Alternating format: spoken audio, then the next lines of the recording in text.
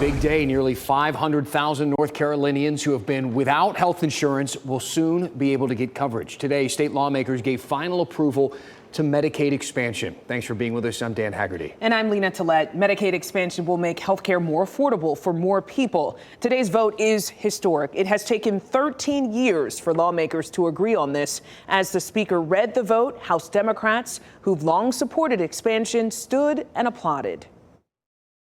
That bill will be enrolled and sent to the governor. Members, next grouping of bills, 231. There you go. There you go. That's it.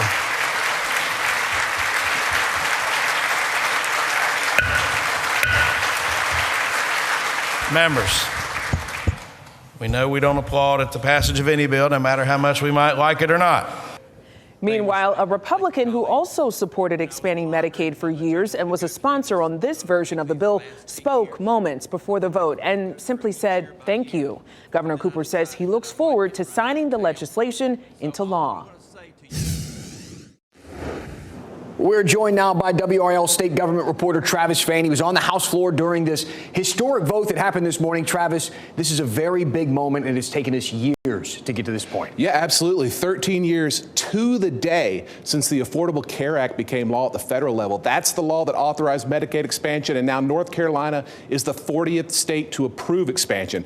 It's going to bring billions of dollars into our healthcare system, cover all these new people, many of them adults who have a job but don't make enough to buy health insurance. Bill was also paired with a rollback in state hospital regulations meant to increase competition, boost the overall supply of health care as more people get insurance cards, presumably seek care. This is a sea change. After years of deriding the Affordable Care Act, Obamacare, Republicans have embraced part of it. Government insurance for people struggling to afford that health insurance. There is something else in this bill that we have to mention, kind of a not so fast sort of caveat. This isn't entirely over at this point. That's right. There's kind of a big step. But before expansion can actually happen, the state has to pass a new budget. And the Republican majority of the legislature put that in there to give them more leverage as they negotiate that budget with Governor Roy Cooper, other Democrats who've had expansion as a top priority for years. It's not going to come free. Well, we don't know what's going to be in that budget. We'll get a first look next week, but surely some policies that Democrats don't like. Republican Speaker of the House Tim Moore actually alluded to this today in a statement saying, quote, "I look forward to passing a strong conservative budget for North Carolina so that expansion can take effect." Even so, Dan, this is huge.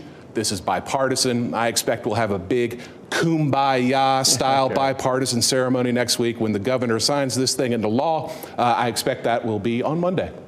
Look, when people are getting along in the State House, it's always good, even if it's also always temporary. Travis Fain, 13 years in the making, this policy, a major shift in North Carolina. Thanks, Travis.